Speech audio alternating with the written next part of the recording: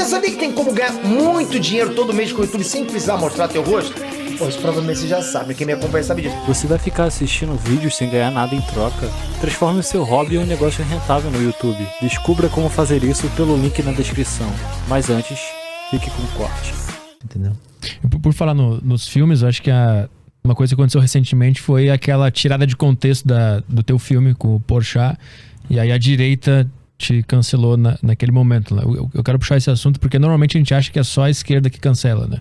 E você teve uma experiência bem forte com a direita também, de cancelamento, né? Sim. Como é que foi? Porque você apoiou o Bolsonaro antes dele ser eleito, né? Naquela época. Mais ou menos. Mais ou menos. Mas você achava que na direita existia... Eu apoiei uma mudança. Você não vai encontrar eu falando, tem que ser o Bolsonaro, vote Bolsonaro, eu sou bolsonarista. Eu apoiei uma mudança, de fato. Uhum. Então, em nenhum momento tu achou que na direita tava alguma resposta legal pra nossa sociedade. E aí, quando essa galera assume, tu sofre a mesma coisa que sofreu com o PT, né? Isso te tirou o véu, assim, pra entender como é que o jogo funciona? Você ficou desapontado? Já esperava isso? Eu já esperava isso, mas não tão rápido.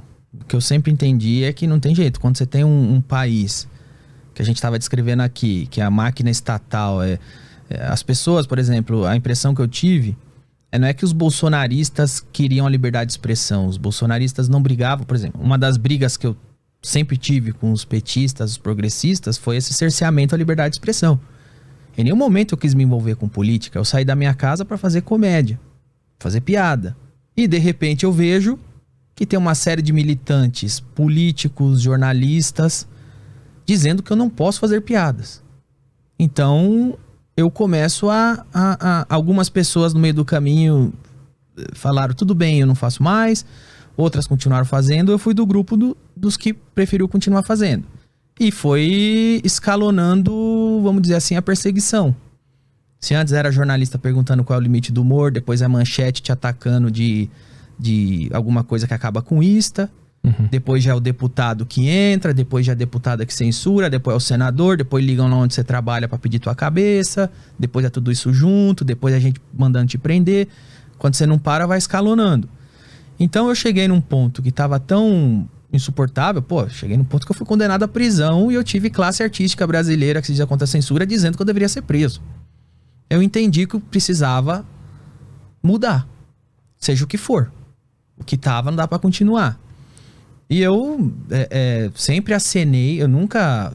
Diferente de colegas meus, assim, de comédia, você vai ver a Dinê no palco do PSOL, Márcio Smelling no PSOL, Fábio Porchat lá, vote no Lula. Eu nunca falei vote no Bolsonaro.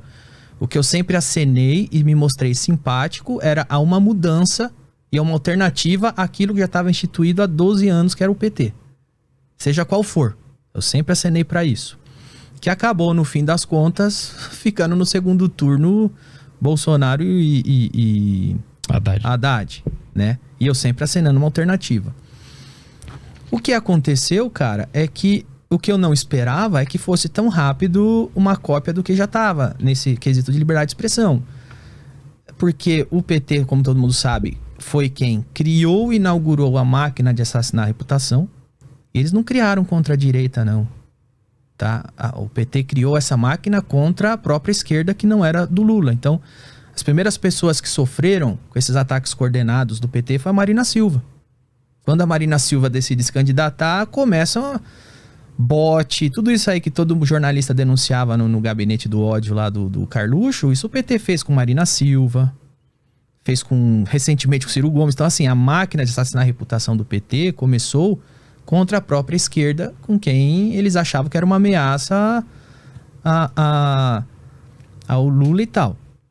Isso depois foi escalonando, depois foram eleitos e tal, aí começam blogs a ser cooptados, né? Tem muitas matérias disso, isso tem tudo registrado. Blogs começam a ser cooptados, jornalistas começam a de fato ser perseguidores de pessoas que falam coisas que não pode. Os caras fazem uma lista negra no PT, eu tô lá, Lobão tá lá.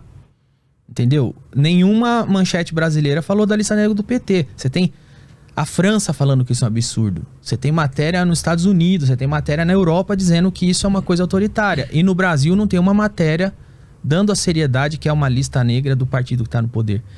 Então eu ansiei sim por uma mudança e por uma alternativa, porque eu era um dos caras que estava sendo perseguido por isso. Só que quando muda, eu achava que esses caras iam desmantelar. Só que eles pegaram a máquina para eles. E ainda deram um 2.0. Então você vai lá que começa o gabinete do ódio. Mas e aí? Você vai falar o que a gente quer? Você vai divulgar o que a gente quer? Ou vai vir um monte de bot? E aí eu falo, eu não vou falar o que vocês querem, foda-se. E aí eu passo a ser alvo dos caras também. Entendeu? Eu falo, vou continuar sendo independente, vou continuar zoando o presidente, vou continuar fazendo o que eu tenho que fazer e vou continuar fazendo isso. E aí eu viro alvo dos caras. E aí eu passo a ser persona não grata também no meio bolsonarista por causa disso. E começa a ter também perseguição sistemática de bot, dos caras ficar procurando qualquer coisa pra pegar na esquina. Essa do filme aí que você citou, que começou esse assunto, foi isso. Os caras não tinham o que falar contra mim. De os caras ligar lá pedindo meu emprego. Aconteceu muitas vezes. E isso foi uma das coisas. Os caras não tinham o que falar contra mim. Vai fazer o quê? Pega um filme de 3 anos atrás e esmiuça. Tira isso aqui que acho que dá. E lança lá, entendeu? Mas tu desconfia de qual foi o fato que fez os bolsonaristas começarem a te perseguir também? Foi uma piada? Foi só porque você não apoiou ele incondicionalmente? Aconteceu alguma coisa específica? Eu acho que foi foi não apoiar incondicionalmente. Quando o cara ganha, eles montam o gabinete e passa lá os jagunços. E agora? Eu falei, agora o quê? Então vai escalonando também a perseguição. Não foi um ponto específico. Não foi igual o governo. Vai escalonando. Vai escalonando. Os caras veem, esse aí não tá com a gente. Mata. E o que deu porque foi pro MP, né? Esse negócio do filme e não deu nada. O filme foi né? pro MP, o filme... Não deu nada. O filme foi pro MP, o ministro... Você vai encontrar matérias. O ministro da Cultura do Bolsonaro pediu a censura. O ministro da Justiça do Bolsonaro pediu investigação. Mandaram pro STF pra me prender por... Então, assim, eu tenho pedido de prisão dos dois governos. É tudo a mesma merda, né? É muito louco.